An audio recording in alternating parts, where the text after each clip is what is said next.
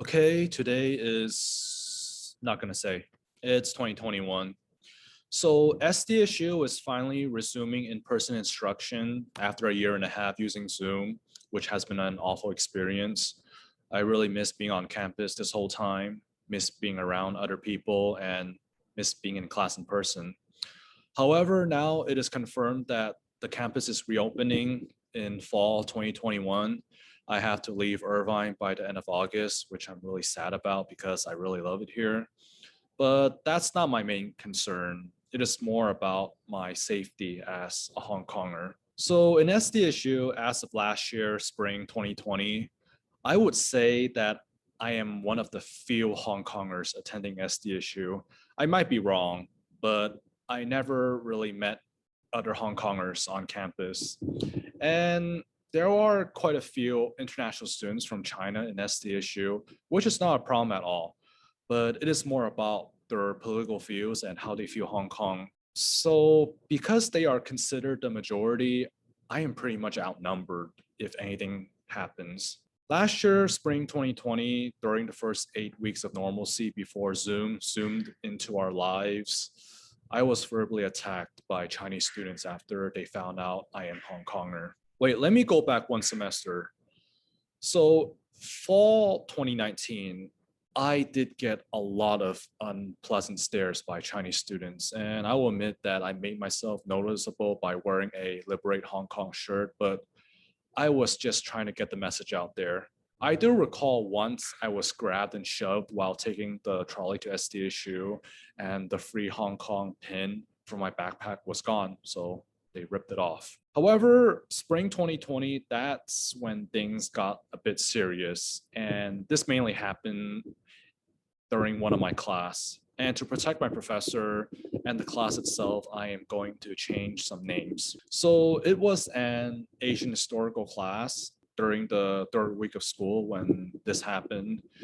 The class, there were a lot of open discussion, which the professor allowed because she wanted to hear our opinions. I remember that day we were discussing about North and South Korea, and the professor asked the class, what do we think the outcome would be if the two Korea were to reunify? A few people gave some very good responses, which is their own opinions, obviously. And then I remember one of my classmates mentioned Hong Kong. Look what happened to Hong Kong after it was returned to China in 1997. And because I agreed with him, I raised my hand and said, I am Hong Konger, and I agreed 100%. And I also shared why we have been protesting for almost a year. And immediately after that, a Chinese student who was apparently crashing the class raised his hand and said, "Yeah, this question is for you." Yes, referring to me. Who the f do you think you are? You are such a pussy. I was like, wow. In a classroom of 30 something people, and there were a lot of females in the class. I was really embarrassed that he said that. Like, yeah, it's just unacceptable. And it was his first day in the class too. I would be embarrassed myself. I mean, he just gave a really bad impression to the professor and everybody. That idiot was disrespecting people in class who were supporting Hong Kong. And he forgot the fact that he was in USA, but his mind was apparently still in mainland China. So that day, from what I can remember, was talking about having taken a part of the protests in Hong Kong. And after speaking on that, one of the Chinese exchange students in the back was like yelling at calling him a pussy and saying that, you shouldn't be part of those protests. Like the protesters are rioters and stuff like that. And it got pretty heated.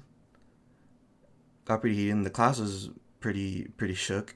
So the professor tried to smooth everything over as best as she could so we can continue class. So after that happened, my reaction was pretty much surprised. I wasn't expecting, the Chinese exchange students to really try to provoke, it sounded like.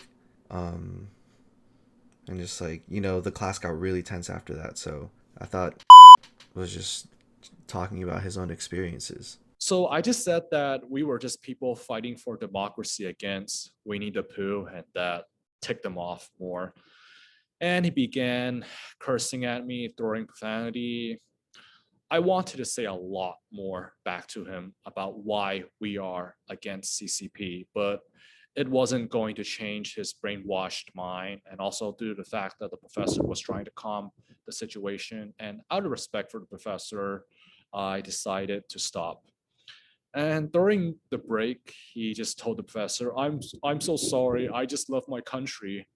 But the thing is, when I followed up on my classmates' response, I never mentioned China or CCP. So the following week, things got very serious, where he began throwing profanity in Mandarin, talking crap about various students in the class who supports Hong Kong, even calling the professor vicious names, and then monitoring me and the professor during class.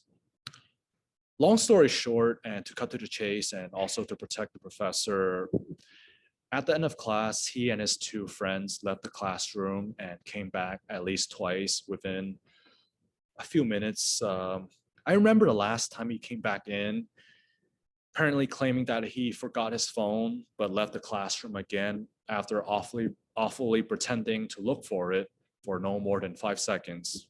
And then we noticed that he was peeking through the window. Our theory was he wanted to jump me or the professor, and it got to the part where we had to call campus police and report them. Unfortunately, no arrests were made because although we felt like our lives were in danger, they did not say anything that was considered a threat, just a bunch of name callings. So I believe during our next lecture, during our break, the professor asked me and my friend to stay after class. And after class rolled around and the professor was talking to us and a couple other guys in the class, and pretty much she was asking if we could walk her and to their cars because the Chinese students who disrupted class that day and were being really hostile towards were, I guess, staying after class and just watching who's leaving. You know, I think she said she just didn't really feel safe and was worried about her and well-being, and just asked some guys in the class that she could trust. I was contacted by the Center of Student Rights and Responsibilities, and I spoke to her about what happened. Although she said she will speak to them about the consequences of their behavior in class within a week, but I waited more than 2 to 3 weeks. Nothing happened. Why? I do have some theories, but I will just keep them to myself. But for the remainder of the semester on campus, they were just being rude, talking crap about people in class in Mandarin, which I unfortunately understood. It was one of those times where I wish I did not know Mandarin. Anyways, because stuff like this happened, I am just worried that history might repeat itself once I return to campus. Also, because I am Hong Konger, I did have quite a few people that broke connections with me because I became a security threat to them, their connection with China, mostly Christian groups on campus, but I don't know. However, I could say that they might threaten me, follow me around, or curse at me in order to try and silence me, but it is not going to work. I am not against Chinese people. I have a lot of Chinese friends who I still keep in touch with, and a lot do understand that their government is crap, but they don't want to express it publicly for obvious reasons. But I am against CCP. I'm against what they are doing to Hong Kong, to Taiwan, Xinjiang, and Tibet, and definitely against their threat of silencing democracy.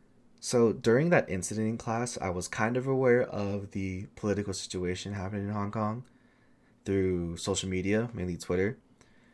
And, you know, after that happened in class, I definitely felt like I should be more aware of the political situation in Hong Kong. So, and I'm definitely more aware now. And how do I feel about everything going on right now?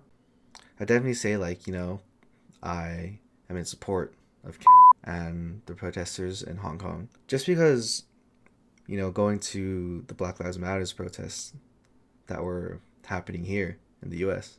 Like, you know, the fight against police brutality is universal. And not just police brutality, but oppressive governments.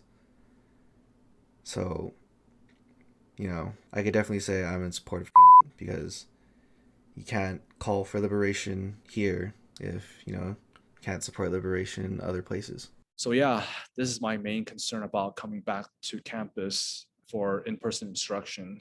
I just pray that everything will work out well and, of course, peacefully.